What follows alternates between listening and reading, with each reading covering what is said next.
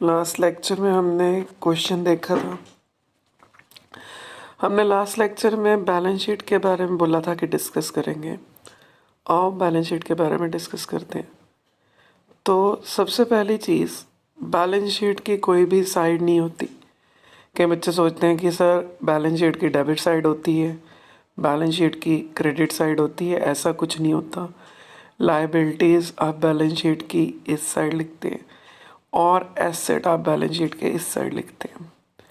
Assets में जो आपके मेन एसेट्स होते हैं, हम सबसे पहले करंट एसेट्स लिखते हैं। करंट एसेट्स वो होते हैं जो तकरीबन 1 साल के अंदर कैश में कन्वर्ट हो जाते हैं। इनमें जो आपको डिस्प्ले हो रहे हैं वो कौन कौन से हैं? कैश इन हैंड जो हमारे पास होते हैं, कैश एट बैंक जो कैश बैंक में रखा होता है, बिल रिसीवेबल जो पैसा मिलना बिल्स के अगेंस्ट, शॉर्ट टर्म इन्वेस्टमेंट यहाँ पे आती है। लॉन्ग टर्म इन्वेस्टमेंट भी आपकी एसेट्स में ही आती है, पर वो नॉन करंट एसेट्स में आती है। डेटर्स को कई बार सप्लायर भी लिखा होता है उन्होंने। क्लोजिंग स्टॉक हमने पहले हुए भी पढ़ा हुआ है। क्लोजिंग स्टॉक की 2 एडजस्टमेंट होती हैं। तो क्लोजिंग स्टॉक आपका एक तो ट्रेडिंग अकाउंट में जाता है, एक यहाँ पे आता है। प्रीपेड एक्सपेंसेस जो एक्सपेंसेस हम एडवांस में पे करते हैं, prepaid expenses. Financial statement with adjustment में जब पढ़ोगे तो प्रीपेड एक्सपेंसेस और एक्रूड इनकम आपको वहाँ से और क्लियर हो जाएंगी। अब देखो, नॉन करंट एसेट्स जो 1 साल के लिए ज़्यादा हम हेल्ड करते हैं, उसमें पहली जो चीज़ दी हुई है वो कौन सी है आपकी? फर्नीचर। फिर क्या दिया हुआ है आपको? Loose tools. मोटर व्हीकल, कई बार इसे मोटर कार ऐसी चीज़ें दे देते हैं। प्लांट एंड मशीनरी, इसमें जो नहीं लिखा हुआ इसमें लॉन्ग टर्म इन्वेस्टमेंट भी आप ले सकते हो। Land and building. फिर आपके intangible assets, patent, goodwill, copyright, और आपको प्रॉपर्टी भी दी होती है। प्रॉपर्टी 3-4 नामों से दी होती है। Lease hold property, free hold property या प्रॉपर्टी, तो वो भी आपका एसेट है।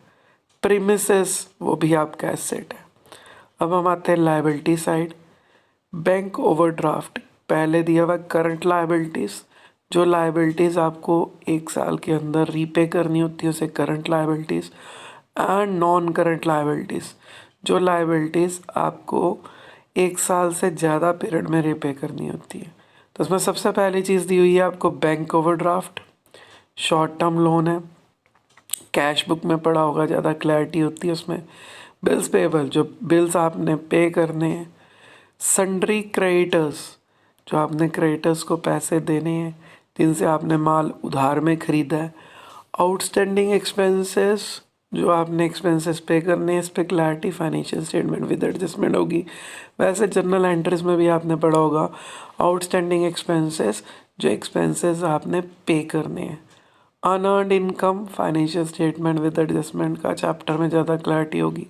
फिर आपकी नॉन करंट लायबिलिटीज़ या लॉन्ग टर्म लायबिलिटीज़, तो उसमें सबसे पहली चीज़ जो आती है लॉन्ग टर्म डेब्ट्स या लॉन्ग टर्म बोरिंग्स। फिर इसके बाद आपकी जो मेन चीज़ है उसमें आती है कैपिटल में मैंने पहले भी बताया हुआ आपको। नेट प्रॉफिट आप कैपिटल में ऐड करते हो, ड्राइंग्स माइनस करते हो, इनकम टैक्स भी ड्राइंग्स ही होती है। लाइफ इंश्योरेंस प्रीमियम वो भी आपकी क्या होती है? ड्राइंग्स ही होती है। तो मोटा मोटा तौर से बैलेंस शीट की ये आइटम्स हैं।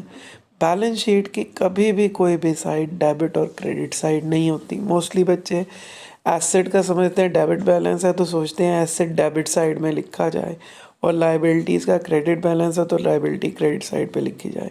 बट बैलेंस शीट की कोई साइड नहीं होती।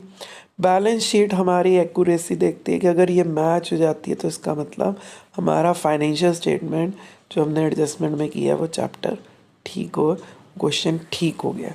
अगले वीडियो में कोशिश करेंगे हम कि एक क्वेश्चन के साथ, बुक्स के क्वेश्चन के साथ प्रैक्टिस करें। Till then thank you.